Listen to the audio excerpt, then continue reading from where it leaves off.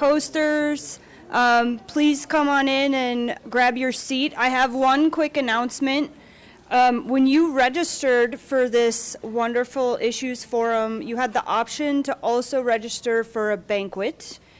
If you look at the back of your name tag and you have a banquet ticket, that means you are registered to attend the banquet tonight. If you do not plan on going, will you please take that ticket out of your name tag and up toward the registration, give it back to either the registration desk or Lynn or Holly, so we can just get a head count of people that might not be attending this evening. Okay. So now I'm excited. We're going to have some good conversation about selenium in our next session, and I'll go ahead and give up the podium. All right. Great. Thank you. Oh. All right. Presentation mode. All right. Well, thank you. Good morning. It's a little over 20 years ago that I've had the opportunity to kind of take my first plunge into the challenges of Great Salt Lake. And the lake was very different then. I was a whole lot less gray then. But selenium was one of the key topics. And it's kind of deja vu again, where selenium certainly hasn't been ignored for the last 20 years, but it's back into the headlines. And so we got a great panel this morning to help us walk through this, try to understand where we've been with selenium, where we are now, and where we're going. The question that's really at the top of mind right now is this one. Why is selenium and shorebird eggs on the rise? And so to talk about this today, my name is Jeff Denbleyker. I'm with Jacobs Engineering. But our panel members here, we have Doug Bacon with EPA, Damon Sheumaker with Kennecott, Shazelle Terry with Jordan Valley Water Conservancy District, Sam Lopez with USGS, and Candice Hasenyager with DWQ. And together we're going to kind of walk through the work that's been done and where we're headed. So the reason this question has really come to light right now is really this graph. Down in the lower left-hand corner of the screen there, you see a delta. That delta is from the discharge from Kennecott and from Jordan Valley. It's been going for about, well, that flow has been flowing there probably since around 2000. But we've been monitoring the site since 2011, so about 15 years now. And what you see on the screen in that chart are selenium concentrations in bird eggs that we were able to harvest or sample from the delta over the years. And sampling started in 2011, but you see the first results were in 2015. That's because we could not find eggs until then. And you can see some scatter, but I think what was of most concern was just this rising trend that you see there in selenium concentrations. The two red lines represent the regulatory thresholds that we have for selenium for Great Salt Lake, 12.5 being the standard. So quick selenium 101. Selenium naturally occurs in our soils. And it's something that's needed by us, it's needed by animals, but it can become toxic when it's at elevated levels. And I think what's important here when we see this concern come up here in the western United States, it's usually when we have water starting to move, and water that's moving, that selenium that's in the soils to the surface waters and getting into high enough concentrations. So a classic example is Kesterson Reservoir in Central Valley, California. Back in the 1970s, 1980s, they started to see birds with deformities. They started to see dead birds. And so obviously that attracted a lot of attention, and a lot of work went into really trying to diagnose why we're seeing this and what can we do about it. And what they found were high elevated concentrations of selenium in the water, but also in the bird eggs. And that's what resulted in some significant action there to close those sites down, cap them, and continue to monitor those sites. But what we learned from that was we learned a lot. We learned a lot about selenium and how it moves through the food web, toxicity in birds, the physiology of birds, et cetera. And I think, and I know a lot of that applies to what we have today. So bringing it back to home here, back in the 1980s and into 2004, Kennecott was working with EPA and the state of Utah to address some contamination that they had in a groundwater plume at the south end of the Salt Lake Valley. And the issue was not selenium, the concern was sulfate. And so as part of the remedy to fix that or to clean it up, they had to pump the groundwater and treat it. And when we treat water, we have clean water, we have the waste product. And so Jordan Valley came into the picture to partner with them to use that clean water for drinking water purposes, but then also try to figure out how to dispose of the salts that come off that. And so part of those salts that naturally come in our groundwater was selenium. And when they concentrate those selenium concentrations are higher, definitely higher than background concentrations. After a pretty lengthy process investigation looking at how can they dispose of these salts, the conclusion was that the best place was likely to be able to discharge that concentrate to Great Salt Lake. And but the question was, well, can we discharge that much selenium to Great Salt Lake? And at the time, I think this is an important context, is at the time the data that we had from USGS and DWQ was that selenium in the lake was between 20 and 200 micrograms per liter. So those are high values. If you compare that to what we saw at Kesterson, 85 to 440, there's some overlap there. And so there's a lot of concern, do we really want to add more selenium to a lake that's already has elevated selenium? And so that was really launched a very concerted effort. DWQ and friends worked together to come up with a collaborative process where they could really try to answer that key question of how much selenium is okay in Great Salt Lake. And to get there, we really had to address, how does selenium processed in the lake? How much is there even in Great Salt Lake? And so we needed a research program, but we also recognized that we had to make some decisions as to, how much is too much? How protective should we be? And so we had a collaborative process that had to be integrated with that. And so from 2004 through 2007, we had a pretty significant research program where we really looked at the lake from top to bottom. We did a lot of work looking at inflows. We looked at the water and sediments of the lake. We looked at the whole food web, phytoplankton, brine shrimp, brine flies up through the birds. We looked at how selenium is in the birds. We looked at their physiology, really trying to understand, do we have a problem? What's happening with the selenium? And all of that information was being done by a number of researchers, and I see a number of you here in the crowd from academia, from state, federal agencies, some from the private sector, working with a science panel of national and global selenium toxicity experts. And they were able to advise a steering committee and advise DWQ. And so I think the key thing that came out of that was just that the focus was the critical endpoint was going to be on bird eggs. That's the most sensitive endpoint in the system, and the number they came up with was 12.5. And so just fast forwarding here, there's been a lot of work that's been done on the South Shore, Kennecott. We're going to hear from Doug and Damon about the North Zone and tailings area. We're going to hear from Damon and Shazelle about their discharge and the work that's been done there. And really coming back to this conundrum of where both Kennecott and Jordan Valley have done a lot of work in the last 15 years to reduce their selenium loads and concentrations. And we've seen a benefit in the system where we've seen selenium in the bugs or the bird food going down over time. But we have this upward trend in bird eggs. And so that is really the question mark that we have.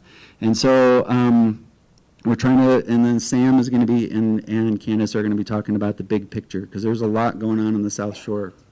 So we're going to be working together over the next few years, probably, just trying to do the science and come up with some collaborative solutions here. So I'm going to turn it over to Doug.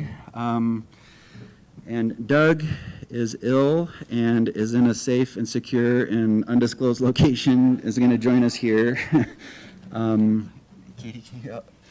He's going to join us online here.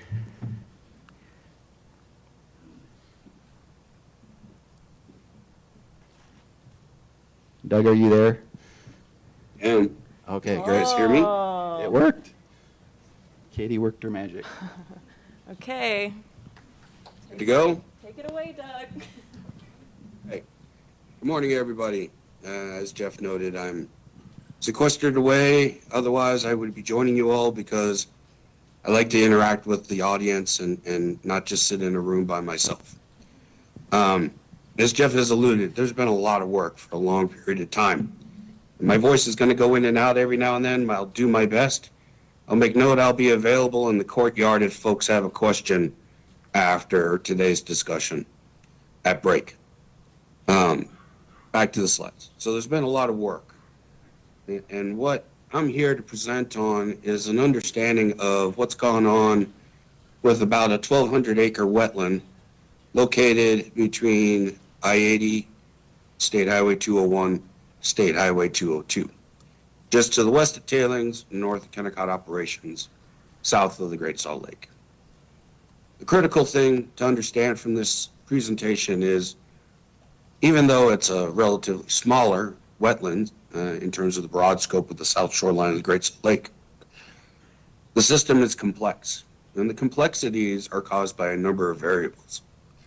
We see that variability in the data set I'll present shortly, and it's made it a bit of a challenge to adaptively manage the wetland habitat to ensure that the migratory and residential avian receptors that are out there and make use of that habitat during the foraging and nesting cycle are protective. Key question, or the key thing that we have learned over 23 years and more is that we often have to relook at the system and check our bias at the water's edge.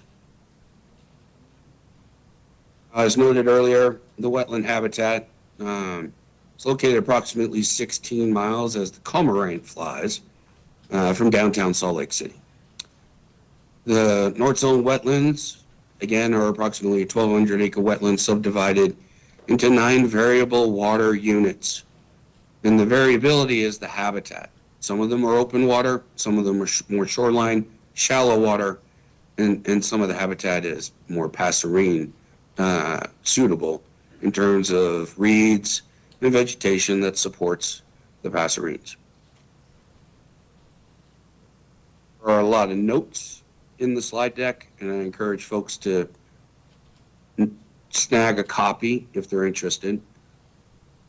Real quick, not going to belabor regulatory timeline.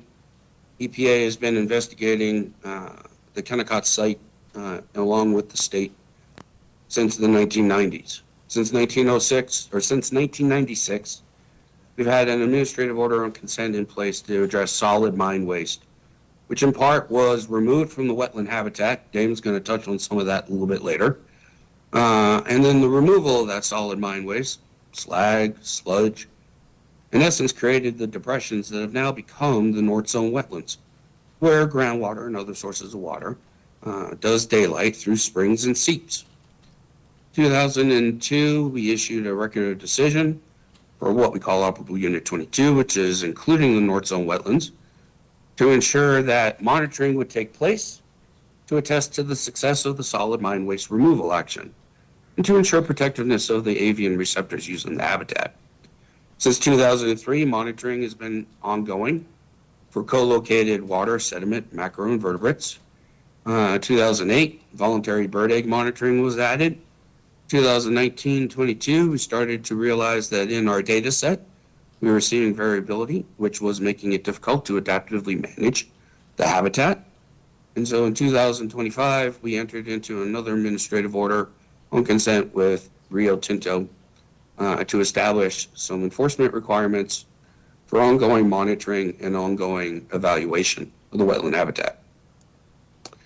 skip slide. So what has been observed? And though I'm the first to acknowledge this goose is not one of the avian receptors we have out there in the wetland, I always love this slide. So we've noticed that since 2003, annual and location variability of selenium concentrations in the sample data for water sediment and invertebrates has been demonstrating some variability. We've seen increases in arsenic concentrations in surface water. We've seen through the voluntary monitoring of bird eggs since 2008, variable selenium concentrations in the eggs across multiple avian taxa. We've had some habitat conversion implemented by Kennecott to reduce open water and to reduce that down to more habitat suitable in an upland perspective for passerines. Assessment of selenium and arsenic mobility and exposure potential in the North Zone wetlands has been difficult, as demonstrated by the data. Now, as could be predicted, surface water data and sediment data is a little less variable. We do have a couple pond locations, and I'm sure these graphs are not very clear to the audience, so I encourage you to grab a copy of the slide deck. Happy to talk about the data at another time. We do see surface water and sediment variability as low in terms of standard deviation and variance against the mean, but there is still some variability. Where we see variability really showing up is in the tissue-based standards. What's presented here is the sediments. Some of this variability is going to be based on location. Some of this variability you see in the slides, on the graphs, both arsenic and selenium, is going to be based on sampling methodologies, which we have modified over time, collection methodologies in terms of the types of sediment and soil samples that have been collected. So the sediment and soil has seen a little bit more variability. The invertebrate data, one of the first tissue sets of data we have, definitely demonstrates variability on an annual basis in the pond areas that are sampled. This is a discrete focus on a few of the locations within the habitat that do demonstrate the variability of that habitat: open water, shoreline, and upland or playa. Bird egg data is also demonstrating variability on an annual basis, which does make it a bit difficult to understand where we just are in trends. We have not established an exact trend, whether upward or downward, for the bird eggs collected within the North Zone wetlands. What we have acknowledged is we've seen years that the bird egg concentration is high, and we've seen years where the bird egg concentration is lower. The standard deviations and variance within the data sets across the geomean, in this particular case, are quite high. And it has been a conundrum for the agencies and Rio Tinto to understand how we can grapple with lowering that variability within the data. Variabilities, as demonstrated in standard deviations and variance, are caused by a number of different factors in different perspectives. The water chemistry, we have not to date have had a good understanding of the redox conditions. We know redox within these wetlands, pH, TDS, 1 minute. All right, we're going to cruise faster. Habitat has got a number of factors. Macroinvertebrates have a number of factors. Avian taxonomy have a number of factors. The habitat itself has a number of factors. I encourage you to take a look at those slides. Happy to answer any questions. So I keep talking about the habitat. I'm going to go through rather quickly some slides showing the difference in habitats. This is the Pond 4 area, which generally are small open water, shallow open water, and then a fair amount of upland. Pond 6, again, similar to Pond 4, shallow open water, but a little bit bigger in size. Near some still existing solid mine waste in the habitat. Pond 7, similar, shallow, but more ephemeral. It drains a little quicker and water disappears a little quicker. Pond 8, which is up against I-80, and it's probably the pond everybody sees most days when traveling to Tooele or the Salt Lake, has the most diverse habitat for a whole host of the bird groupings we see out there: waterfowl, shoreline, passerines, and piscivarius. The data variability has prompted discussions on, are the remedial action objectives targeted correctly? How are we adaptively managing the habitat to ensure protectiveness? And then just the evaluation of outside factors in terms of taxonomic foraging ranges and external metal exposures. Lessons learned. Habitat is a limiting factor contributing to the variability concerning the assessment of use, exposure probability, and metals bioavailability. Avian species diversity is dynamic. It's changing on a yearly basis over monitoring seasons, which makes it difficult in terms of targeting an assessment of particular taxa. Great Salt Lake and South Shoreline could be, right, for the background noise, Great Salt Lake South Shoreline could have similar variabilities and similar conflicting factors, causing an understanding of what's going on in the data set. So we're always talking about checking the bias, at least here in this wetland, to understand what else could be going on. And lastly, another quick point is the statistical data analysis. The methodologies of such should be agreed upon by the stakeholders before you jump into the middle of a monitoring program, as we have learned over time. The big check. The habitat use, metals transport, mobility evolves each year. Dietary exposure is still a critical pathway.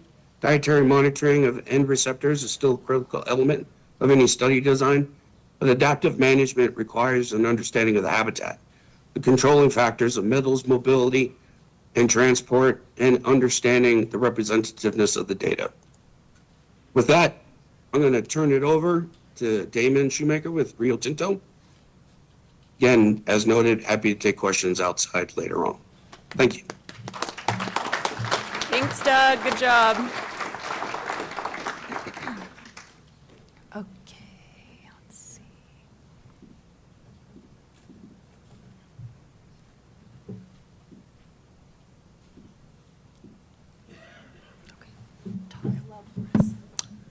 This one or this guy, either. Hi, good morning, everyone. I'm going to move kind of quick because I'm a little nervous after that last presentation about not having enough time. I appreciate the opportunity to be here today and appreciate your time and engagement on this topic. My name is Damon Sheumaker. I'm a principal advisor at Rio Tinto, where I oversee programs related to environmental remediation, cleanup, management efforts for soils, groundwater, and wetlands across our site. We have 24 operable units. If any of you are familiar with Superfund or CERCLA, that's a big number. It's a lot. So our program's pretty boring. We don't have a lot going on. Nobody ever asks us really hard or contentious questions. Just kidding, obviously. I do want to start by acknowledging that selenium can be a complex and at times contentious issue. There are a lot of perspectives, and that's understandable given the importance of protecting the environment in the ecosystem that we all care about. At Kennecott, our focus is on responsible environmental stewardship. We take these concerns seriously. We're continuing to make meaningful progress in understanding these conditions, continuing to evaluate and improve how we manage our site and environmental impacts. Today, I'm briefly just going to walk through an overview of the site, provide some background on work that's been conducted, and talk about key areas of focus for the future. Stepping back for a minute, I just want to talk about the Bingham Canyon mine. Mining at Bingham Canyon goes back into the early 1900s with large-scale operations starting in 1906. Rio Tinto acquired Kennecott in 1989. Today, this is one of the only fully integrated copper operations in the United States, from mining, concentrating, smelting, and refining to final copper product, right here in the U.S. Our remediation work is addressing legacy impacts. As everyone is familiar with, conditions that developed under historical mining practices, these are conditions that developed under historical mining practices and very different environmental standards than what exists today. There have been major advancements over the last 100 plus years in mining practices, regulations, and environmental expectations. Our focus is on responsible stewardship, both addressing the past and managing the site the right way moving forward. This stewardship also shows up in the role we play in the community. Here in Salt Lake County, we directly employ 4,000 people. Indirectly, we support over 11,000 jobs overall. From an economic standpoint, we contribute well over $1 billion each year to Utah's GDP. And then obviously the big picture. Copper is essential to electrifying the world. It's foundational to renewable energy, electric vehicles, grid infrastructure, and manufacturing. Demand is growing. We want to responsibly support that demand. When we talk about the selenium site, or selenium at this site, we're not talking about a single location. We're talking about multiple areas spread across many miles, each with different physical settings and regulatory oversights. We have our smelter, our refinery, underlying groundwater system, our wetlands, our tailings impoundment, which we'll talk about, and then a permitted monitored discharge location, Alpha 012. So in other words, there are a lot of different eyes on this system from a lot of different perspectives, all making sure that our work is reviewed and appropriate. I know there are a lot of experts and SMEs in the audience today. I want to acknowledge that this is an oversimplified schematic of the very complicated biokinetics and the uptake model here, but I really like the picture of the Avocet in this one, so this is what I used. Importantly, selenium starts in the water and the sediments where it's taken up by aquatic organisms. From there, it moves up the food web to birds through their diet. Selenium accumulates in eggs, so what we measure in the eggs reflects exposure over time. The egg data is important. It's an integrated indicator of ecological exposure because it connects what's happening in the water and the sediments to actual biological uptake and potential effect. In our most recent 5-year reviews, the North Zone groundwater and the North Zone wetlands were both designated as not protective. A big question is why? This determination is not necessarily based on a failure of the remedy or a new unknown impact. It's driven by uncertainty, specifically around how selenium moves through the groundwater system and whether they may be reaching wetlands in a way that affects ecological receptors. Doug talked a lot about a lot of the variability that we're seeing in this system. Right now, EPA does not have sufficient confidence in the linkage between groundwater concentrations, potential discharge, and what's actually being experienced biologically. So at its core, this is about uncertainty in fate, transport, and ecological exposure. This is not an unknown source. This is not an uncontrolled plume. We do have a strong conceptual site model supported by decades of monitoring and data and study work. What the agencies are asking for now is refinement, tightening the science, reducing uncertainty, and strengthening our understanding of the linkages. Over the last 30 years, a significant amount of work has gone into cleaning up and managing materials across our site. Key areas at our refinery, former evaporation pond and precious metals building. Historical practices there led to selenium entering soils and groundwater, which created the refinery plume that we're managing today. Since then, almost 10,000 cubic yards of material removed. Where material remains, it's been stabilized with engineered caps to limit groundwater flow.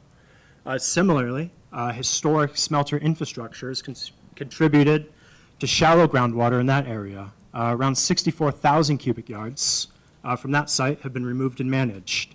The wetlands themselves were once used for storage of slag and wastewater sludge. Those areas have also been cleaned up and the slag reprocessed at our smelter. Across the refinery, smelter, and wetlands, we've removed nearly 2 million cubic yards of impacted material. That's roughly 77,000 truckloads. That's my benchmark for everything, is truckloads. So now the shift focus to understanding how remaining selenium behaves over time.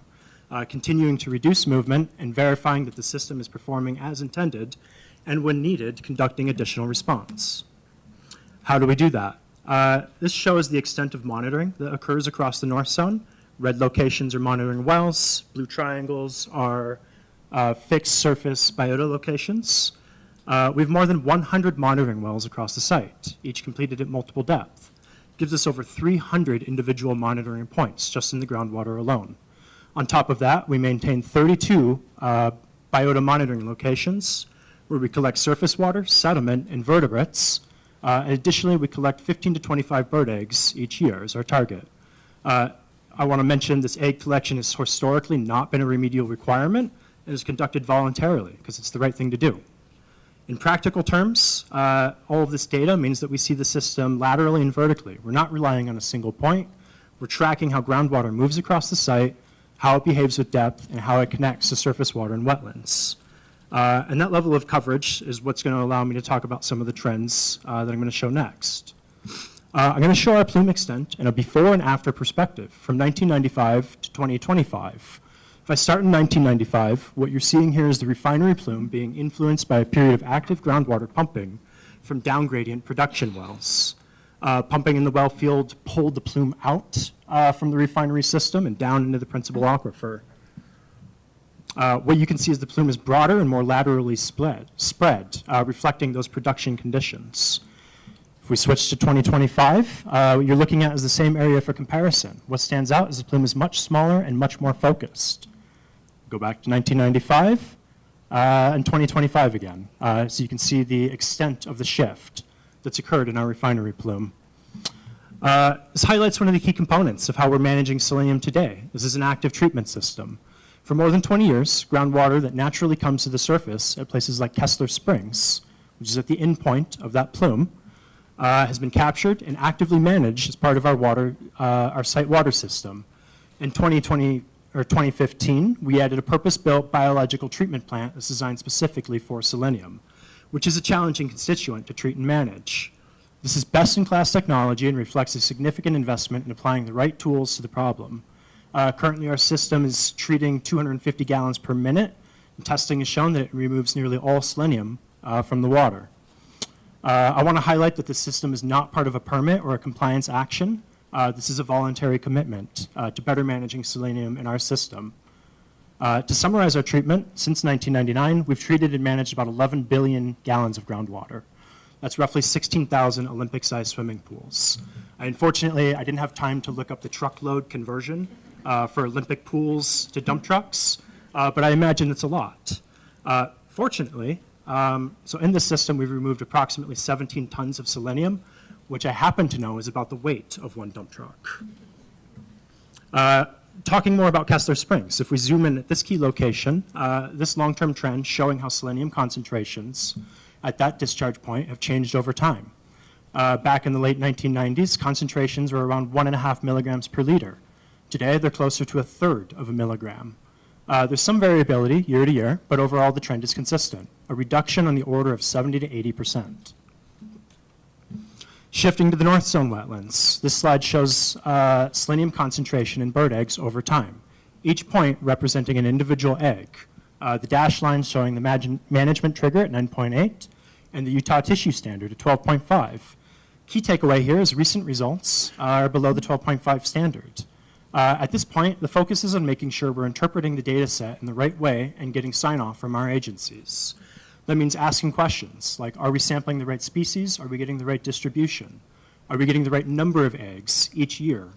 Are our methods consistent? Are they best in class and best practice? Are we using the right statistical tools to evaluate trends over time? To support this, we recently prepared and provided a new monitoring plan for wetland monitoring that's been issued to the agencies for review and approval. Switching to the tailings impoundment. This is a highly engineered system that's designed to actively manage water. We have 29 compliance wells monitoring groundwater quality around this facility. Tailings are placed in a way to build a stable outer structure while water collects towards the center. As the material consolidates, material moves downward, but in a controlled way.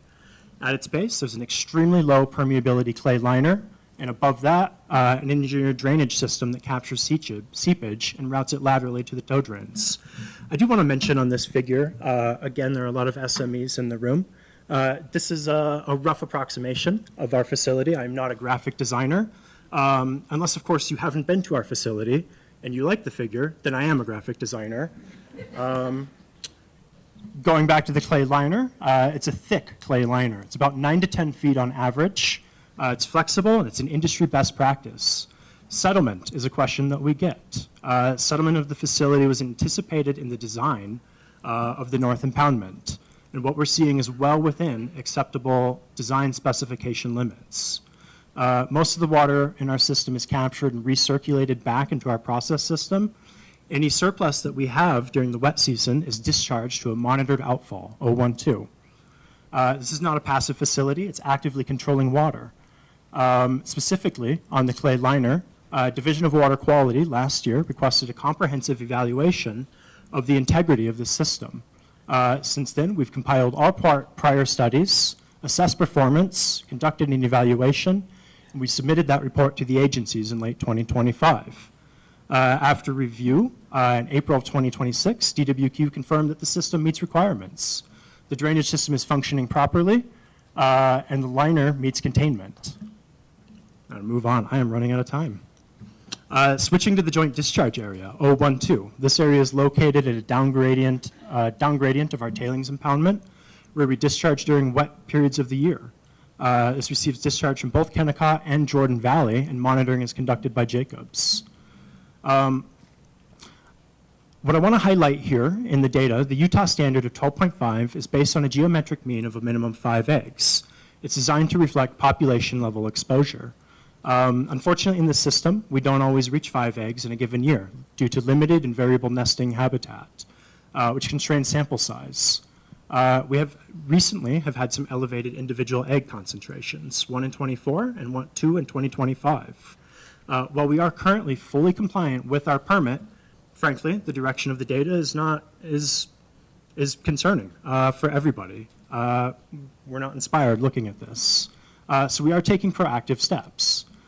We think that what we're likely seeing is localized concentration driven by changing shoreline conditions.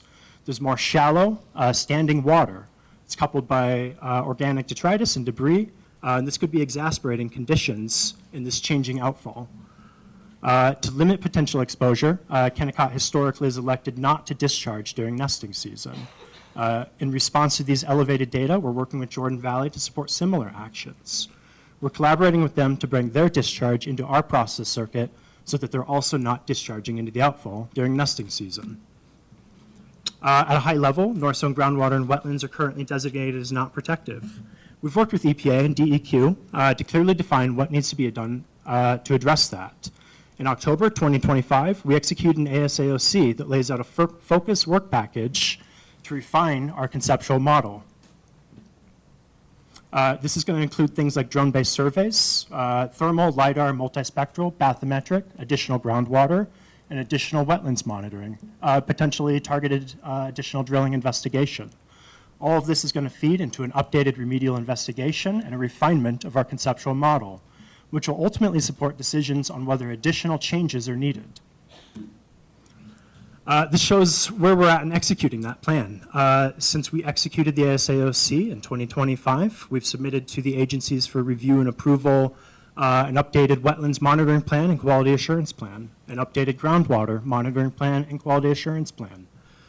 We've submitted to them a remedial investigation update work plan outlining additional studies and work to be conducted. We've submitted to them an annual wetlands monitoring report, and I'm pleased to announce that we've submitted to them our first comprehensive annual groundwater report for the North Zone, detailing all of the information, all the data that we have in the monitoring network that I described to you earlier. I'd like to take a moment here and ask everybody to offer your sympathy and your condolences to the poor individuals who now have to spend the next days, weeks, and months reviewing all of these documents. It's not quite a truckload, but I think that we're going to get there. Something else that we're working on outside of this core work that I'm really excited about, one of the lessons that we've learned on this site is we have so much data and so much information across decades of monitoring this system that it's almost impossible to bring it all together in one comprehensive view. So we're building a 3D leapfrog model that's going to pull in all of our groundwater data, all of our wetlands data, and all of our monitoring information. So water quality, lithology, geophysics, aquifer information into a single three-dimensional model of the subsurface and source areas. This is going to be a tool that's going to help us with our stakeholder communication on this site. It's also going to be used for planning additional data gaps and refinement of our system. So I'm going to close on collaboration.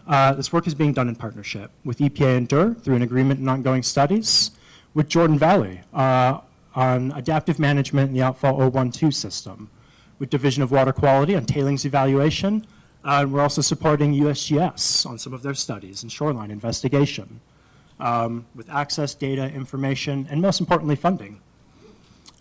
We also have a North Zone Technical Review Committee that provides ongoing input and oversight. And then obviously I can't not mention Friends of the Great Salt Lake and Lynn's commitment to collaboration, engagement, and discussions.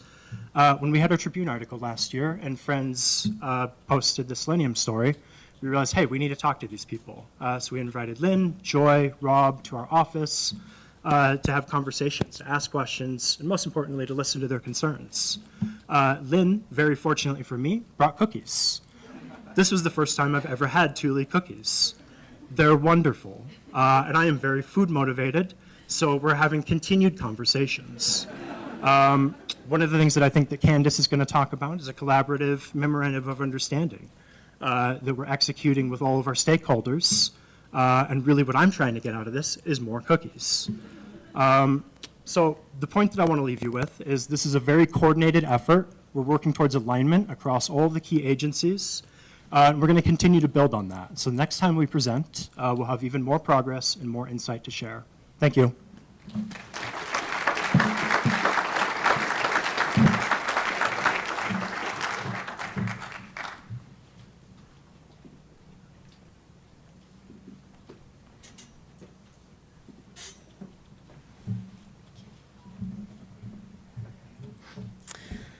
Let's see.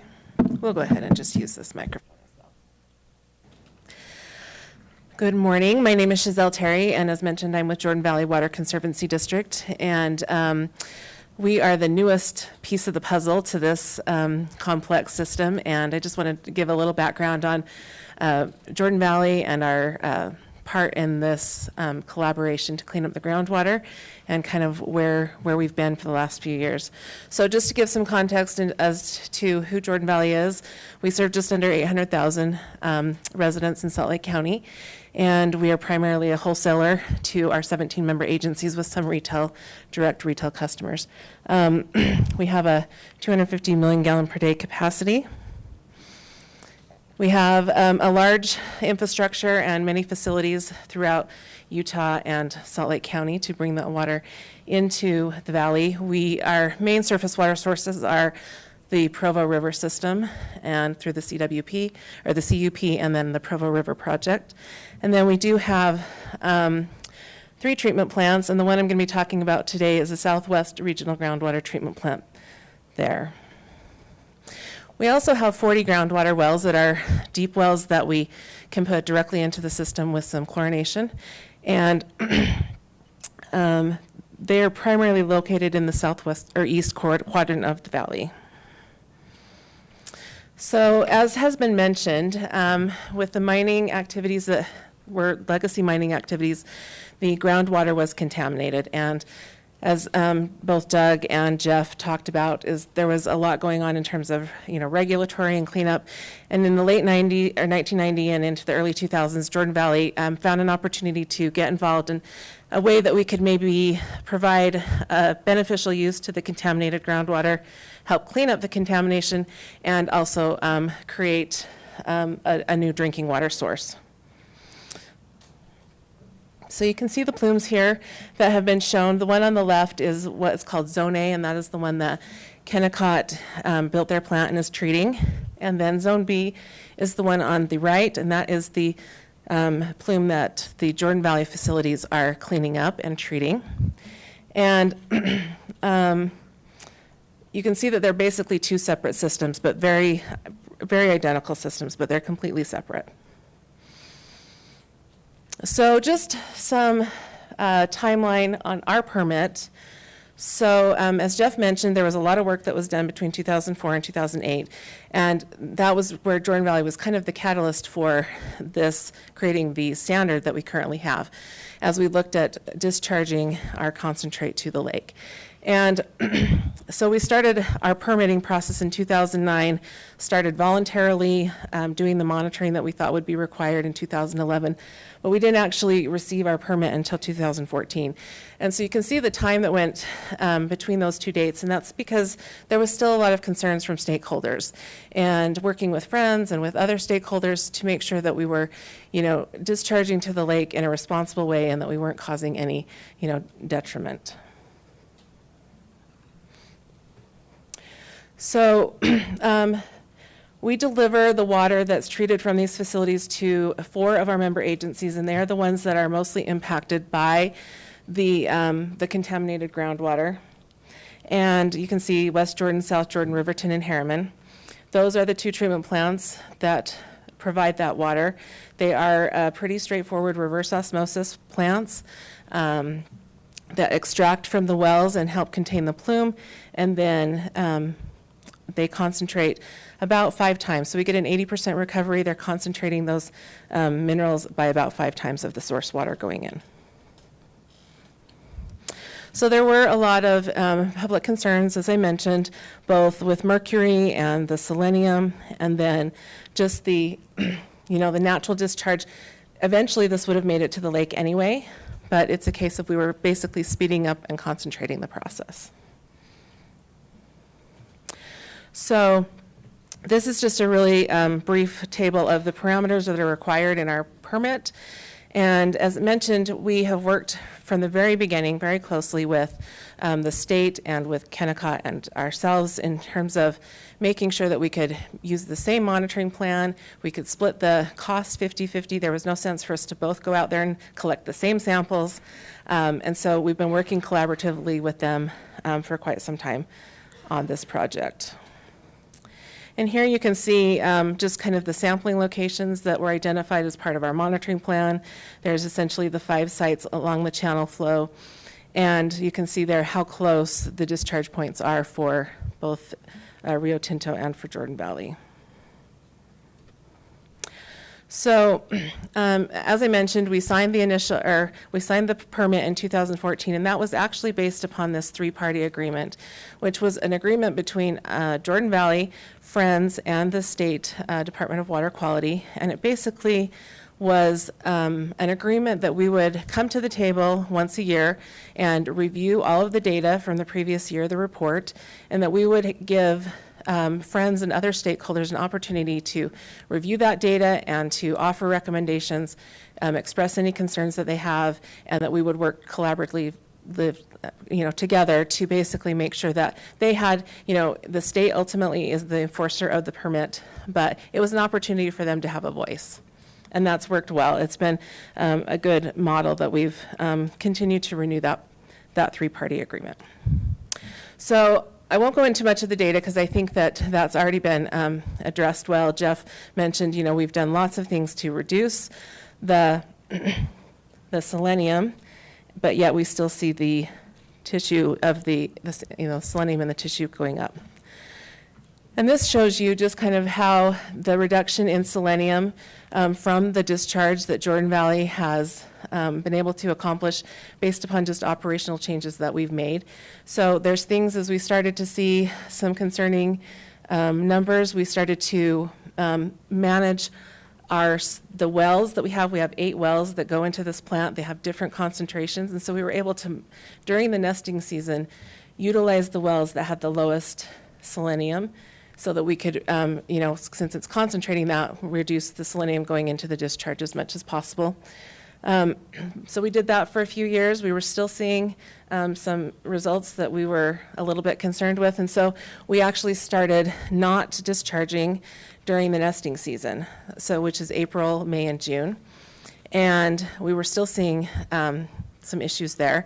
And so as was mentioned, this current year, we have, during the nesting season, we've been discharging into Kennecott's tailing ponds, because one of the problems we have with the reverse osmosis is shutting it down is not optimal. The plant likes to run, and starting and stopping that plant and starting and stopping the wells is not optimizing the plant. And we have a contractual agreement to basically pump and produce a certain amount of water during a given year. So if we're shut down for 2.5 to 3 months of the year, that makes it pretty difficult for us to meet those contractual obligations. So that's just a quick summary of kind of where Jordan Valley has been. Where do we go from here? I'm going to turn it over to Sam, and he can tell you where we're going from here.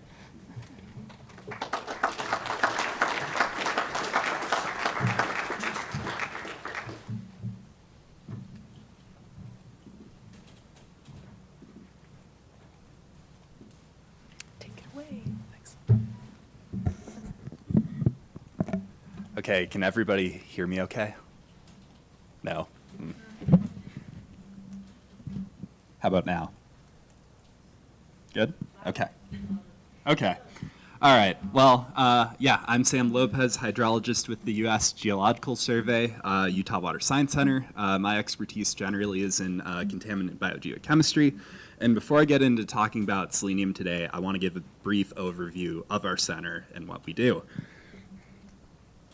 So just kind of to reiterate, maybe this has already been presented, but we are a non-regulatory agency. We don't advocate for or recommend management actions, and we do not manage land, and we do not enforce regulation. But our goal is to deliver timely and unbiased science to our partners. In the case of Great Salt Lake selenium issues, that includes everybody on the panel today. We collaborate with partners to conduct studies throughout the Great Salt Lake Basin. You've probably heard about nutrient salinity studies and several other studies, especially from presentations yesterday.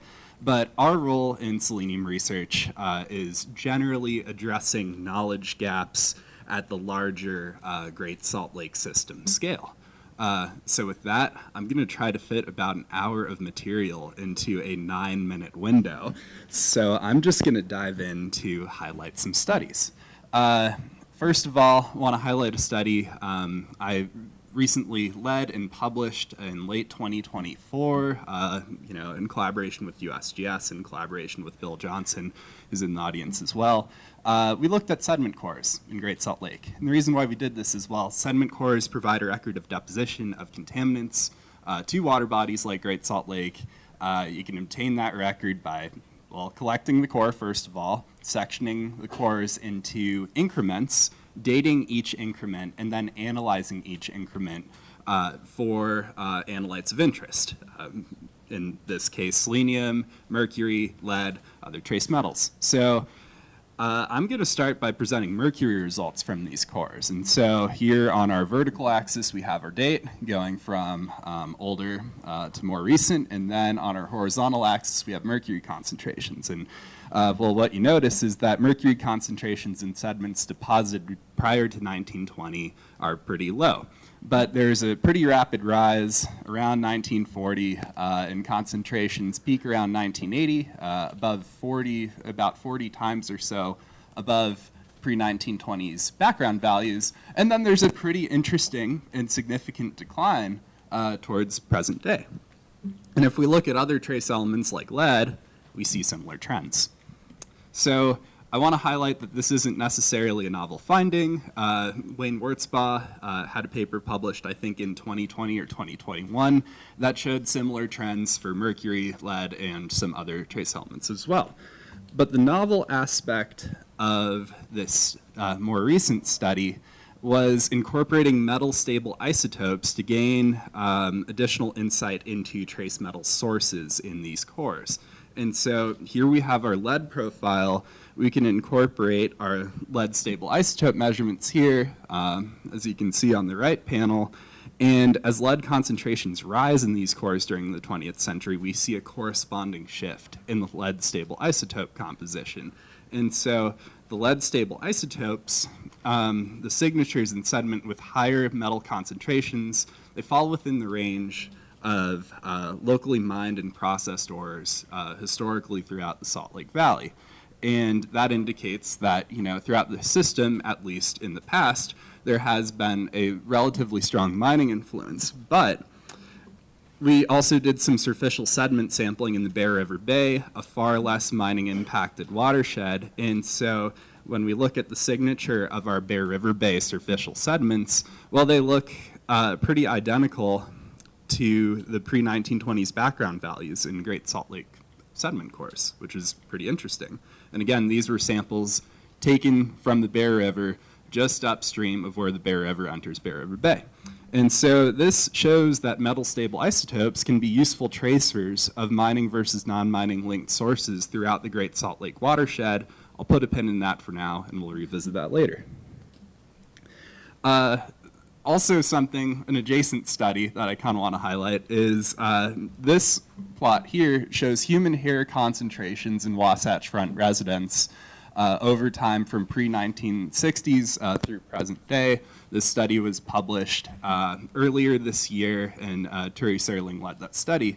And if we consider the timing of the declines in our sediment core lead and mercury concentrations, well, they also correspond to a large 100-fold decrease in lead concentrations in hair samples of Wasatch Front residents. And so the beginning of these declines in both the hair record and sediment record, well, it coincides with the establishment of the EPA, the creation of and key amendments to the Clean Air Act, and then also the construction of the current Garfield smelter stack, which is probably cleaner than other smelter stacks present at the South Shore previously, and also is larger, taller, and might be better at dispersing contaminants away from the lake. So this shows that local mining impacts of the larger Great Salt Lake system and Wasatch Front have generally decreased over time. And with mercury, we actually see that current mercury inputs to the lake aren't dominated by local sources. They're dominated by regional and global atmospheric deposition. So, of course, I'm here to talk about selenium, not just ramble on about mercury and lead. So the interesting thing about this is, unlike mercury, lead, and other trace elements, selenium deposition to sediments appears to have increased, as you can see from the graph on the left. And the onset of this increasing concentration appears to be linked to the initial increase in mining activity throughout the basin during the early 20th century, but it isn't really clear what sources are contributing to the higher concentrations in the more recently deposited sediments. So one of the questions I'm seeking to investigate is, well, what are the current sources and distribution of selenium throughout the larger Great Salt Lake system? So just briefly, with the time I have remaining, we're going to highlight a few ongoing collaborative efforts related to this question. First of all, the South Shore study that was previously alluded to. So there's a previous USGS mass balance study, I think conducted back in 2008 or so, that suggested unmeasured selenium sources of the lake were present. Speculation was that that included groundwater seeps and wetlands along the southern shore. And there are also questions as to whether selenium in water discharged at the shared outfall location is the sole contributor to elevated concentrations in recently collected bird eggs. So with that, we're undertaking a collaborative study with BYU. We are assessing selenium conditions along the entire south shore of Great Salt Lake, as you can see from our map of samples and planned sampling areas here. We're generally sampling groundwater seeps and groundwater-fed wetlands along the South Shore transect, and we're assessing selenium concentrations, distribution, as well as potential sources. And we're also characterizing concentrations in lodes in southern Great Salt Lake tributaries, shown by blue stars, to see if there have been changes relative to historical conditions. And yeah, big thanks to Friends of Great Salt Lake for their support. And of course, we're coordinating with Kennecott, Jordan Valley, and all groups on this panel when we're conducting this work. And Meg Flexhog has a poster in the other room if you would like to learn more about this effort. So next thing I'd like to highlight is that we do biannual water quality sampling with Division of Water Quality, and this is a very long-term monitoring program on Great Salt Lake. It involves sampling the shallow and deep water column at 11 sites, along with brine shrimp, twice a year in the spring and in the fall, and we've been doing this since 2008. So this is a really key long-term record that will provide insight into selenium with respect to spatial and temporal trends in open water environments. So lastly, the other ongoing effort that we have is planned bird egg collections, selenium concentrations, and so we're looking specifically with this. We're hoping to sample bird eggs in various areas along southern and eastern Great Salt Lake wetlands, creating a transect that we can use to examine whether gradients in selenium concentrations across Great Salt Lake wetland habitats exist. And we can also assess whether elevated concentrations in eggs collected at the shared outfall, are they linked to local site conditions, or are they more reflective of conditions throughout the larger system? And I mentioned the metal stable isotopes. We will be utilizing metal stable isotopes in this study as well, to maybe gain some assessment into bioaccumulating sources, as well as where these birds may be foraging and taking up selenium throughout the system. So I'm running out of time, but I'll close with one final thought. Selenium bioaccumulation and toxicity are complex, and there are many processes to disentangle. And one of potentially many of these factors is antagonistic interactions with mercury. And so we have an upcoming publication, hopefully it'll be published in the next couple of weeks or so, that shows that Great Salt Lake waterfowl internally detoxify methylmercury via complexation with selenium.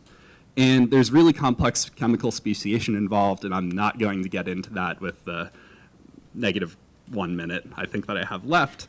But generally in this study and others, it's been shown that selenium sequesters mercury and reduces biological availability through methylmercury detoxification. But the converse is also likely true. Mercury likely sequesters selenium. So how do elevated mercury concentrations observed in waters, in sediments, and biota of Great Salt Lake influence selenium bioaccumulation and impact selenium bioavailability and toxicity? So we have plans to investigate this topic further. And with that, thanks to everybody on the panel today. Great Salt Lake Research is collaborative. All groups that are part of this panel discussion have supported our work. Really grateful for that. And just several other collaborators, Bill Johnson, Greg Carling, Sarah Jansen with USGS, Josh Ackerman, Alex Hartman, Brett Poulin, and many others that I'd like to acknowledge. So thank you.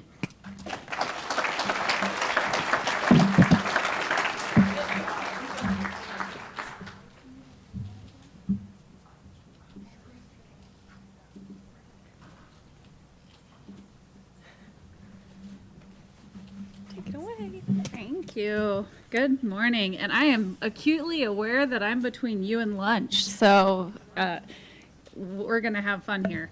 Last night I was presenting this presentation to my daughter, and she's like, "Mom, are you going to use the work voice?" And I was like, "What are you talking about?" And she's like, "Mr. Chairman and members of the committee." And I was like, "Oh, I guess I do have a work voice." Warren would be proud, my friend Warren Peterson. So really just want to jump in at water quality. We're really, I should introduce myself. I'm Candice Hasenyager. I'm the new director at the Division of Water Quality. And we're really embracing our new mission to protect and improve Utah's water while supporting communities and growth statewide. It's something that we know if we're going to continue to grow, we need to protect and improve our water sources. So at Water Quality, we have the delegated authority to administer the Clean Water Act. We do this through lots of different permits, which I'm not going to go into. We also have state-specific programs, like our groundwater protection program. I'm permitting Great Salt Lake mineral extraction permits, operating permits for lagoons and water reuse, and then we also use, we permit large underground wastewater disposal systems. And then we have tons of collaboration with our federal agencies, state agencies, as well as numerous stakeholders. Oops. So why do we develop numeric criteria? Why do we go through the effort? It is a long process. Standards really define the water quality goals for a water body, and they describe the desired uses of the water body. And we do that with narrative and numeric criteria to protect them. All of Utah's water, including Great Salt Lake, are protected by our narrative criteria. GSL, Great Salt Lake, has historically not had a numeric criteria. As you've already heard the spoiler alert, it now has one, which is selenium. And we're going to talk a little bit about how we got there. But the benefits of having a numeric criteria is it really does streamline the administration of permits and assessments and the restoration by providing defensible and predetermined endpoints. So we're going to, just because it's right before Brace yourselves, amigos. So we're going to go on an excellent adventure together. And if you know this movie, you know, and you're welcome. Great. So we, and Jeff kind of covered this a little bit, but really wanted to highlight, we spent, in the early 2000s, there was this need to develop this numeric criteria. The project was initiated. A number of really amazing people got together to be part of a science a science panel, a steering committee, stakeholders. We worked with agencies. The best available science demonstrated that the most sensitive endpoints for aquatic life to selenium is the reproductive effects, both in fish and in birds. Science panel members reviewed all the available science, additional science was done, and they really came up with 6 out of the 8 of the science panelists recommended a criteria endpoint between 12 and 13. There were 9 panelists and 1 was required to abstain. So what did the criteria end up with? You've kind of already heard it, is this 12.5 milligrams per kilogram dry weight. That's the bird egg criterion.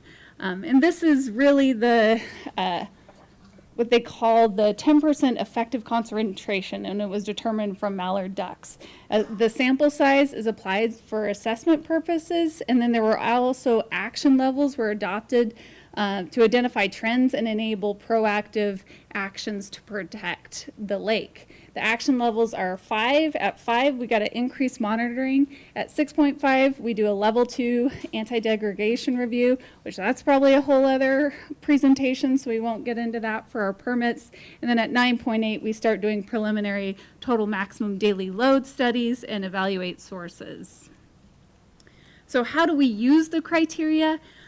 We really use it by monitoring 2 times per year. We collaborate with USGS to do a lot of different monitoring. We assess with our integrated report every 2 years. We combine all the data across the state on water quality and report that to the EPA, and then we use it in our permits. And our permittees are required to collect the data and report it annually. And so, in collaboration with USGS, we, over the last, from 2010 to 2024, collected 143 eggs. These are from American avocets and blackneck stilts. We've done that in 4 kind of areas: Ogden Bay, Antelope Island, Farmington Bay, and South Shore. And so when we dive into the results, and you can see this shows the selenium concentration by year, starting in 2010 through 2024. You can see it's really pretty much everyone is, the majority of them are below that 5 line, right? That dotted line. This does show that there's generally no long-term trend. Sample locations and species have varied over the years, and comparatively elevated the elevated concentrations in 2010 really come by that was more from the South Shore. So that's why that one's a little elevated over the others. So we're seeing that depending on where the eggs are collected, they have a impact on the selenium concentrations. And this next slide goes right into that. So this looks at the selenium concentrations by site. So you can see Ogden Bay and Antelope Island are below any of our thresholds, right, of that increased monitoring at 5. They're way below. Farmington Bay is slightly elevated, and then we're seeing on the South Shore elevated levels above that. So that's water qualities and UGS's effort.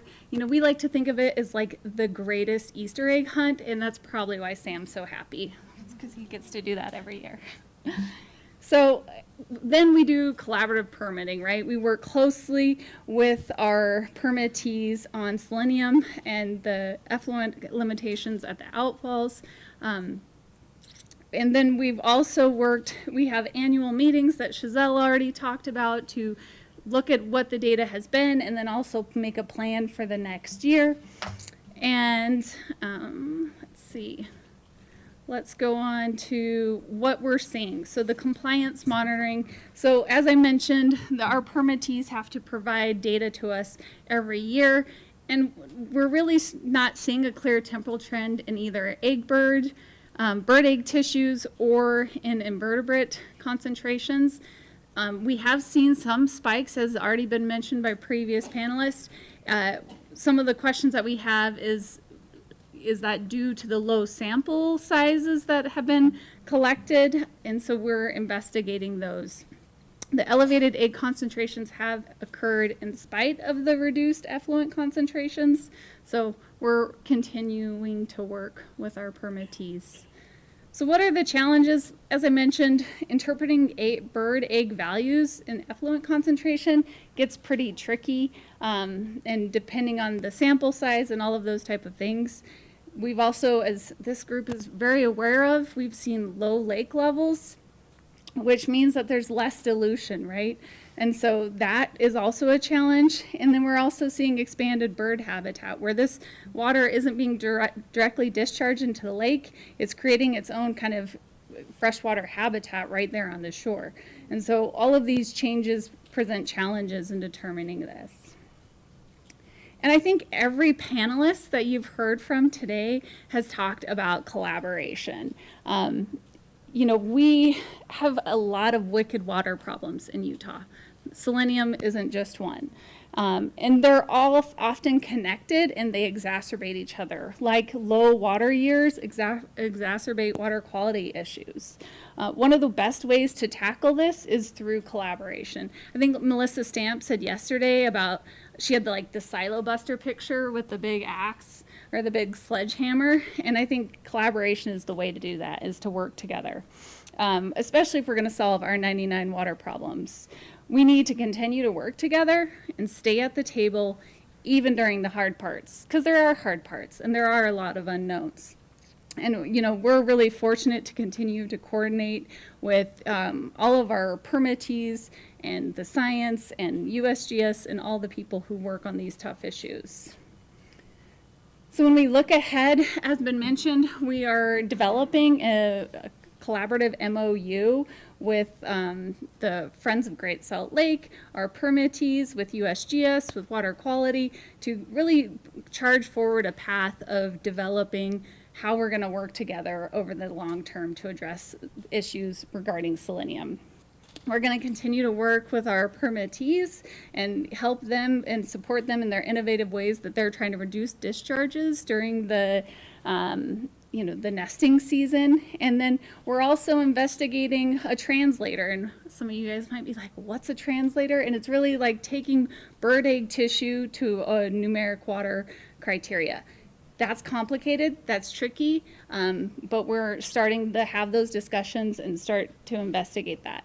And then there's also the big, beautiful billion. If that comes to pass, how might we use that to address some of our selenium issues? And that's what I have for you guys. So I really appreciate you. Thank you.